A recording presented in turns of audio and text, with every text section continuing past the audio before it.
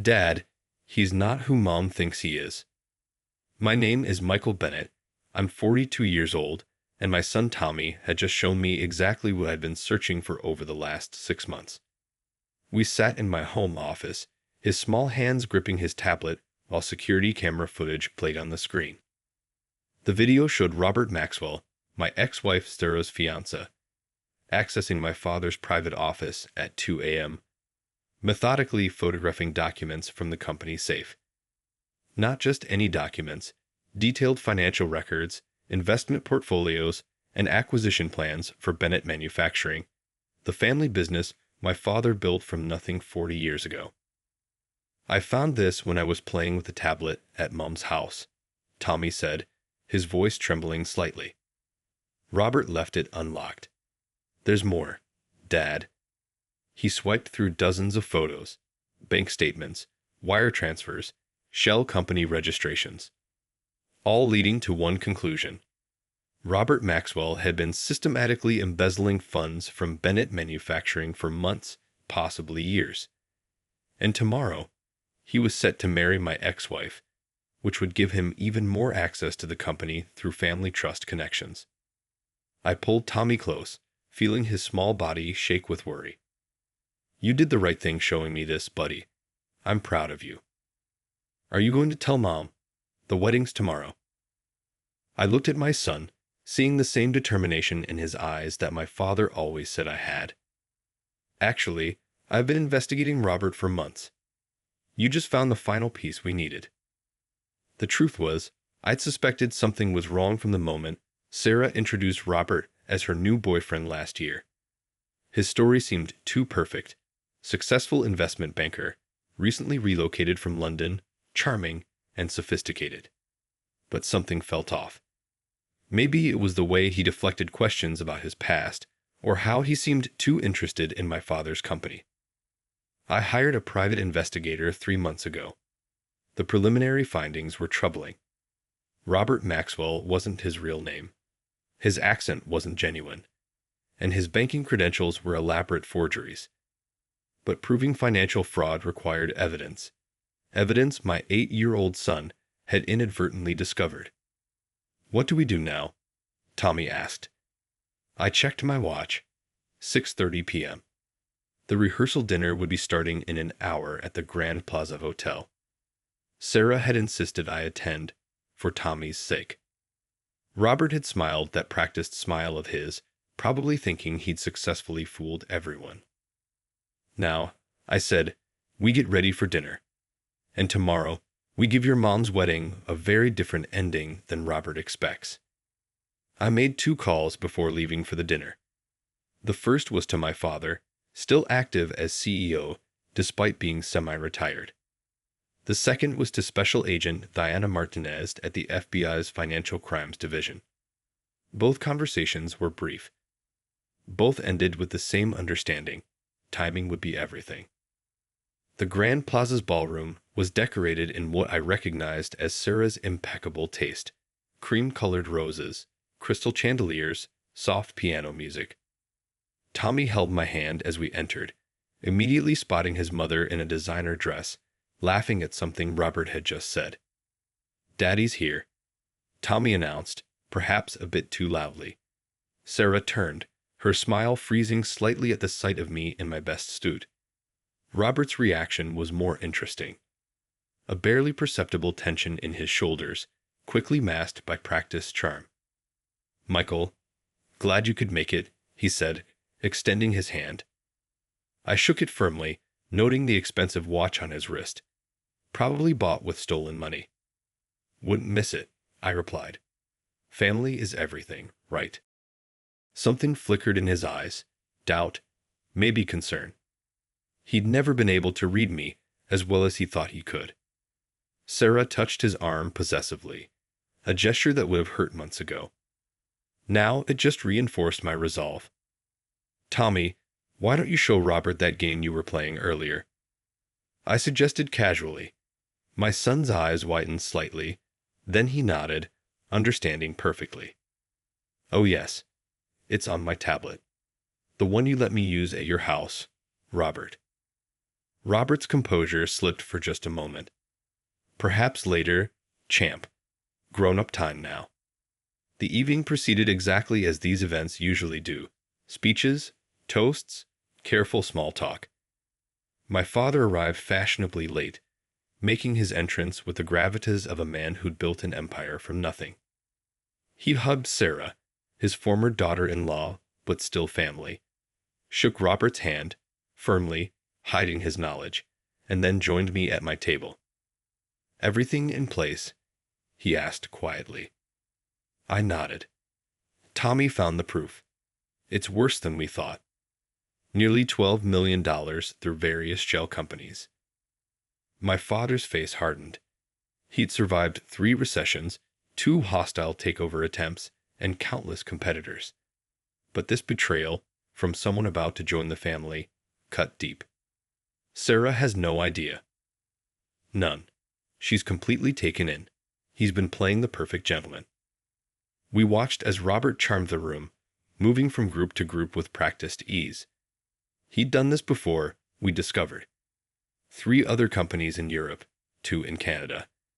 Different names, same scheme, gain trust, marry into the family, loot the company from the inside. But he'd never tried it with a family like ours. The dinner wound down around 10 p.m. Tomorrow's wedding was scheduled for 2 p.m. Perfect timing for photographs, Sarah had said. Perfect timing for other things too. As guests began leaving, Robert approached our table. "Michael, a word?" I followed him to a quiet corner of the ballroom. He held 2 glasses of expensive scotch, offering one to me. "I know we got off on the wrong foot," he said, his London accent slipping slightly. "But I want you to know I'll take good care of Sarah. And Tommy, of course." I sipped the scotch. "Like you took care of the Rothschild Group in London? Or was it the Dubois family in Paris?"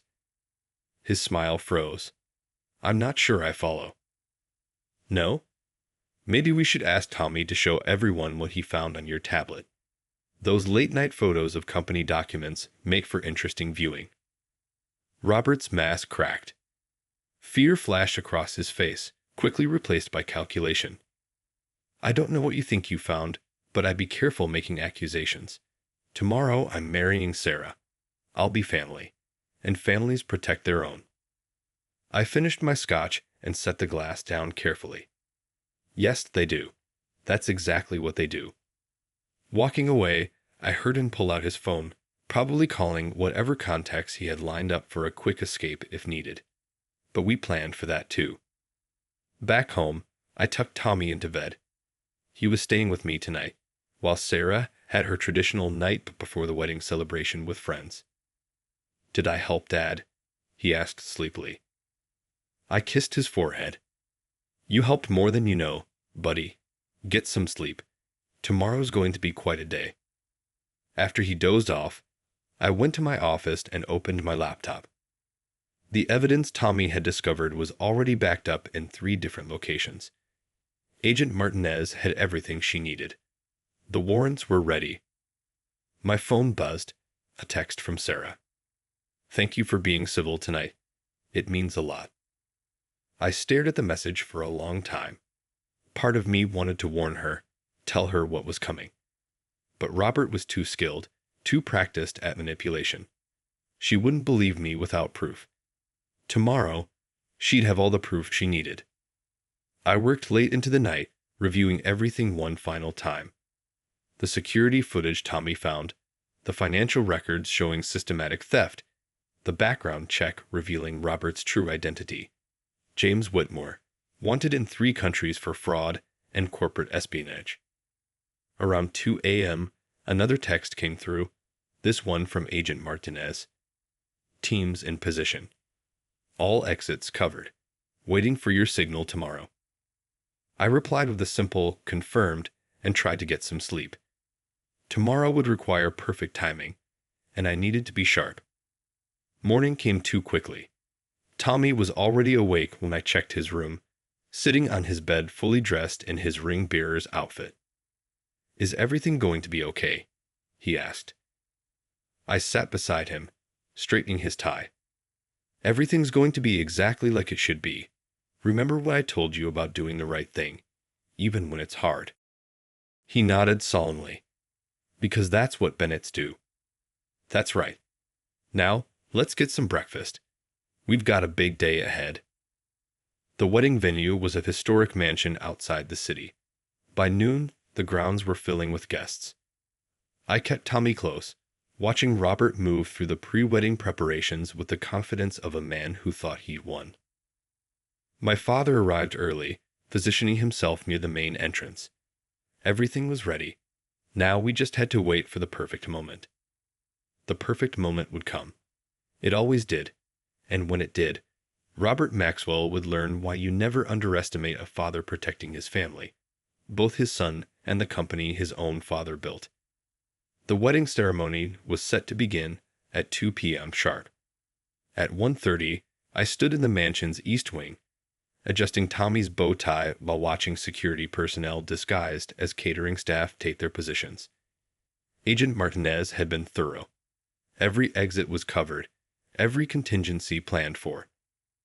"Remember," I told Tommy, "when I give you the signal during the ring ceremony, you don't have to go through with it. Just state by Grandpa." He nodded, understanding the weight of his role. "Robert keeps checking his phone. He looks scared." My son was right. Through the ornate glass doors, I could see Robert in the garden, repeatedly glancing at his phone while pretending to laugh at something the best man had said. He'd made 4 calls in the last hour, probably discovering that his escape routes were quietly being closed off. Sarah appeared in her wedding dress, radiant as ever. For a moment, I felt a pang of regret, not for our failed marriage, but for what she was about to go through. We divorced 3 years ago when our paths diverged. She wanted a life of social climbing and status, while I remained devoted to the family business. But she didn't deserve this public humiliation. "Michael?" She approached, looking uncertain. "Can we talk?" I nodded, following her to a private alcove. Tommy stayed close, protective as always. "You've been different these past few weeks," she said. Calmer. "Like you know something." "Maybe I do. If you have concerns about Robert, now would be the time." "Mom." Tommy interrupted. "Your phone is ringing." Sarah's phone displayed Robert's number. She answered, her expression changing from confusion to concern. "What do you mean? Slight delay?" "The ceremony starts in 20 minutes." I could guess what was happening. Robert had likely discovered his offshore accounts were frozen. The evidence Tommy found had been more than enough for international banking authorities to act. "He says he needs to handle an urgent business matter," Sarah said after hanging up. "Michael, what's going on?" "Mom," Tommy said quietly, "maybe you should look at what I found on Robert's tablet." Before Sarah could respond, my father appeared. "Everyone in position?" he asked, his voice carrying the authority of decades in command. I checked my watch. 1:45 p.m., almost time. Sarah looked between us, realization dawning. "What have you done?" "Not what we've done," I said gently. "What Robert's done. Tommy, show your mother." My son pulled out his tablet, fingers quickly navigating to the damning evidence. Sarah's face went pale as she watched the security footage of her fiancé stealing documents, followed by bank statements showing millions in fraudulent transfers. "This can't be real," she whispered. "There's more," my father said. "He's not Robert Maxwell. His real name is James Whitmore. He's wanted in 3 countries for similar schemes." Sarah sank into a nearby chair, her white dress cascading around her. "All this time, Dad protected you," Tommy said proudly. "He knew something was wrong, and he fixed it." A commotion arose from the garden. Robert was arguing with someone on his phone, his fake accent slipping noticeably. "What do you mean, accounts frozen? Fix it now." Agent Martinez chose that moment to make her entrance, accompanied by 2 other FBI agents. They were dressed formally, blending in with the wedding guests until they converged on Robert. James Whitmore. Martinez announced clearly, "You're under arrest for fraud, identity theft, and embezzlement." The garden erupted in gasps and murmurs. Robert, James, looked wildly around, perhaps seeking an escape route. His eyes locked on Sarah, still sitting stunned in her wedding dress. "Sarah, darling, this is all a misunderstanding. Michael is obviously jealous, trying to ruin our day." "Save it," Martinez interrupted, producing handcuffs. "We have video evidence of you stealing corporate documents. Multiple witnesses. And your other victims are very interested in testifying." My father stepped forward, his presence commanding attention. "You tried to steal from the wrong family." As the agents led Robert away, Sarah turned to me, tears in her eyes. "Why didn't you tell me sooner? Would you have believed me? He was very convincing." "How long have you known?" "Suspected for months. Had proof thanks to Tommy finding those files. He's quite observant, our son." Tommy beamed at the praise, but stayed close to his mother, offering silent support. The next hour was chaos of a controlled sort. Agent Martinez efficiently handled the arrest while my father addressed the gathered guests, explaining in broad terms that the wedding was canceled due to unfortunate revelations about Mr. Maxwell's true identity. Sarah remained in the alcove, processing everything. I sat with her while Tommy brought her water. "You know what makes me angriest?" she finally said. "Not the lies or the stealing. He used our son. Left that tablet where Tommy could find it, probably got careless because he thought an 8-year-old wouldn't understand what he saw." "Tommy understands more than most adults," I said proudly. "He knew something was wrong, and he came to me. That's what family does." She managed a weak smile. "Like father, like son." Then, more seriously, "Thank you, Michael, for watching out for us even after everything. We may not be married anymore, but we're still family. Always will be." The guests slowly departed, the catering staff cleared away untouched food, and the flowers that had been meant to celebrate love instead witnessed its unraveling. But something else was being rebuilt in its place. Trust, understanding, family bonds strengthened through crisis. Later that evening, Tommy and I sat on our back porch, sharing ice cream and watching the sunset. Sarah was staying with her sister, beginning the process of recovering from another betrayal. "Dad?" Tommy asked, chocolate smeared on his chin. "Did we do the right thing?"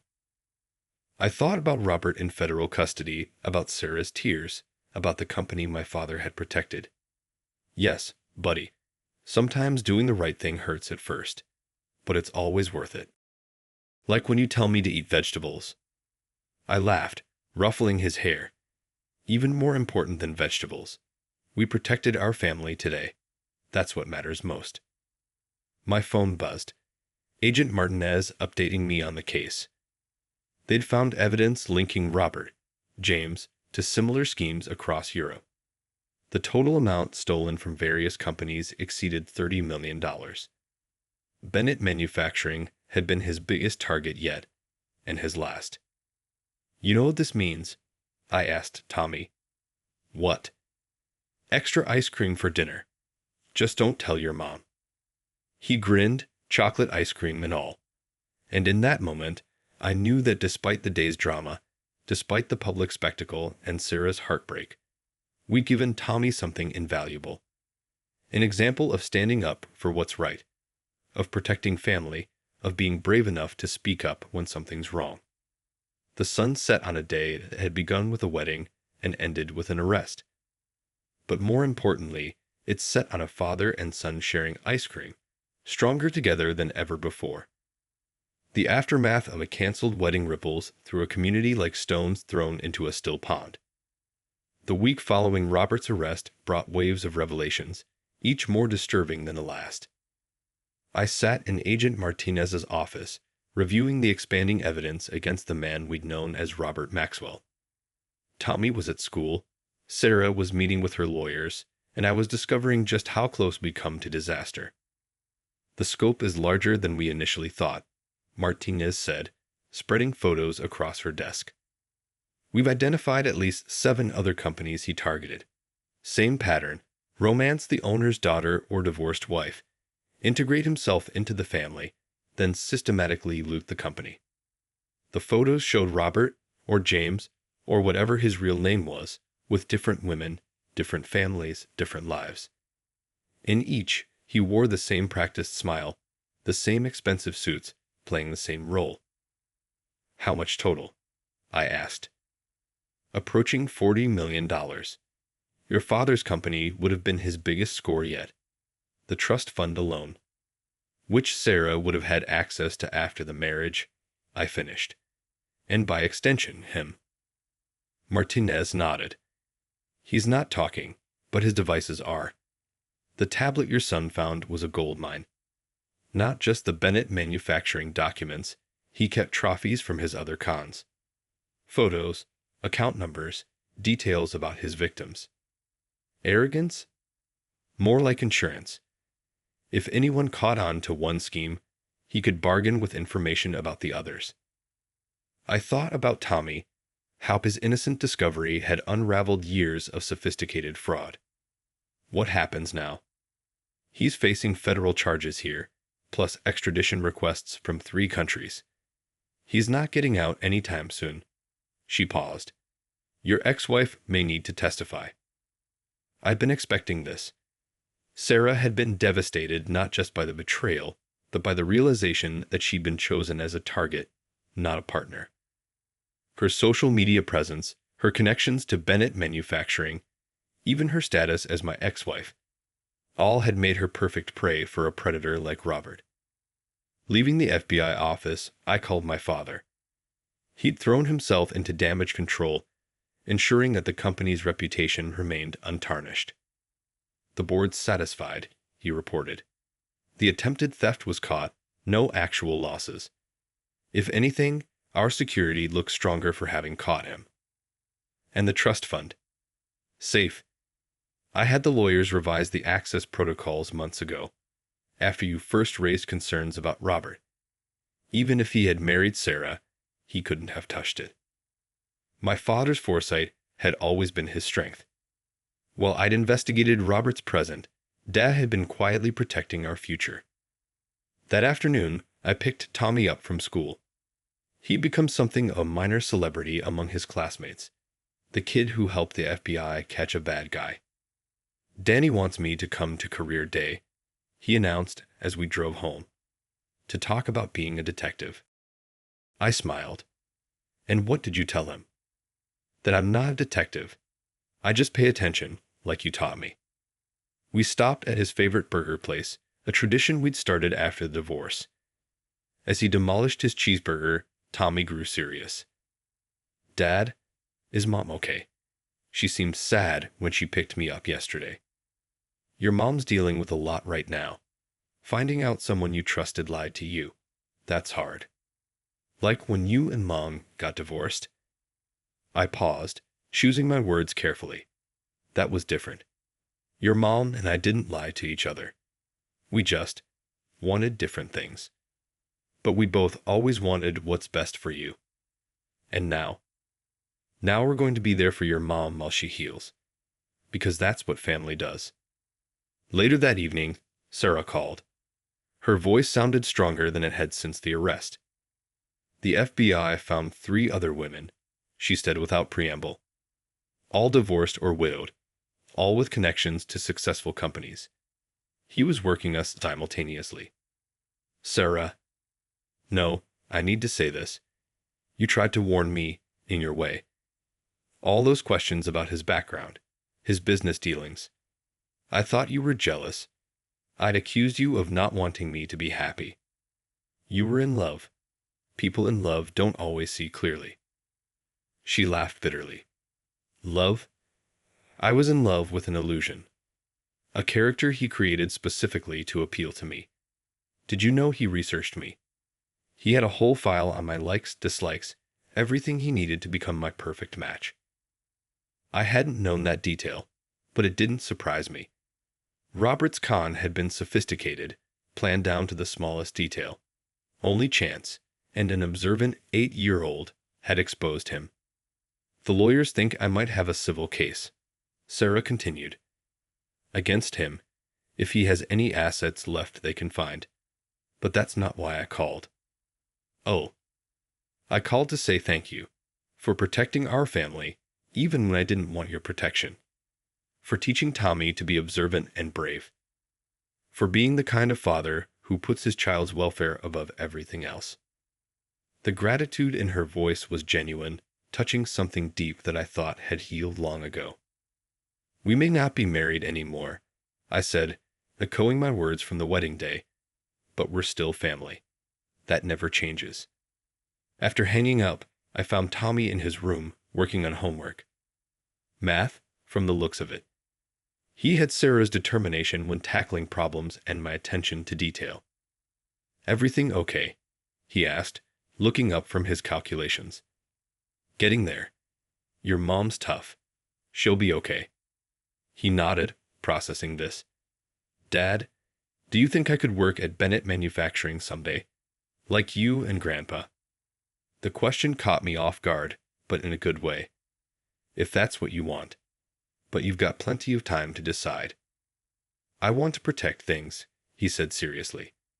Like we protected Mom and the company. I sat on his bed, emotions threatening to overwhelm me. My son, not even 9 years old, already understood the core value that had guided 3 generations of Bennetts. Protection of family, of legacy, of what's right. Tell you what, I said. How about we start with protecting your math grade? Those decimals look tricky. He grinned, making room for me at his desk. As we worked through the problems together, I thought about legacy, not just the company or the trust fund Robert had tried to steal, but the real inheritance I was passing to my son. The ability to distinguish right from wrong, the courage to act on that knowledge, and the understanding that family means always having each other's backs. That night, after Tommy was asleep, I received one final call from Agent Martinez. They found his real identity, she said. Birth name James Patrick O'Connor. Born in Manchester, England. Started his first con, barely out of his teens. And now he'll spend the next few decades in federal prison. Your father's company was his last con. I thanked her and went to check on Tommy. He slept peacefully, his tablet, the one that had exposed a criminal enterprise, charging on his nightstand. On his wall hung a family photo from happier days. Sarah, Tommy, and me at the lake house. We'd take new photos, create new memories. Different now, but no less valuable. The moon cast shadows through his window, reminding me of another night not so long ago, when my 8-year-old son had shown me evidence of fraud on his tablet. He'd known instinctively to bring it to me, trusting that his father would know what to do. That trust was the real foundation of our family, stronger than any business, more valuable than any trust fund. Robert had tried to steal money, but he'd never understood that the true wealth of the Bennett family couldn't be measured in dollars. It was measured in moments like these, in the quiet strength of family bonds that bent but never broke, in the wisdom of a child who knew right from wrong and had the courage to speak up. 6 months after the wedding that never was, I stood in my father's office at Bennett Manufacturing, watching Tommy give his first official presentation. At 9 years old, he'd asked to speak at the company's annual security briefing. And that's why checking your tablets and phones is really important, he concluded, pointing to his carefully prepared slides. Bad guys can hide things there, but good guys can find them too. The board members, including my father, gave him a standing ovation, not just for his adorable delivery, but because Tommy Bennett had become something of a legend in corporate security circles. The kid who spotted what trained professionals had missed. After the meeting, Sarah met us in the lobby. She looked different now, stronger, more like her old self. The past months had changed her, but not in the ways Robert had intended. That was quite a speech, she said, hugging Tommy. Future CEO material. Future head of security, Tommy corrected. Like Dad. We'd settled into a new rhythm as a family. Different from our married years, but somehow better. More honest. Sarah had started her own event planning business, channeling her social skills into something she controlled. No more chasing validation in relationships that seemed too good to be true. The FBI called. She told me while Tommy showed his grandfather a new app. Robert James, whatever his name is, took a plea deal. 25 years, no parole. He's giving evidence about other accomplices. How do you feel about that? She considered the question. Relieved. Not just about him being locked away, but about what didn't happen. If Tommy hadn't found those files. But he did, I reminded her. Because he knew something was wrong and trusted his instincts. My father joined us, Tommy riding on his shoulders despite being almost too big for such things. Speaking of instincts, Dad said, the board approved your promotion. Chief Security Officer, effective next month. The title was new, created after Robert's attempt to infiltrate the company.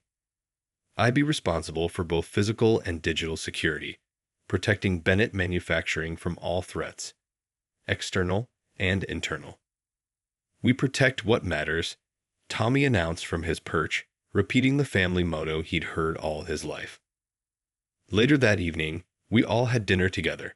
Sarah, Tommy, my father, and me. Not a reconciliation, but a reconciling.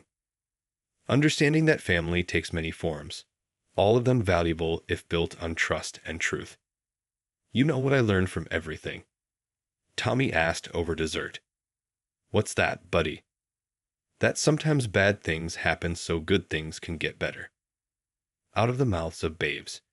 Robert's betrayal had nearly destroyed multiple lives, but its exposure had strengthened us in unexpected ways.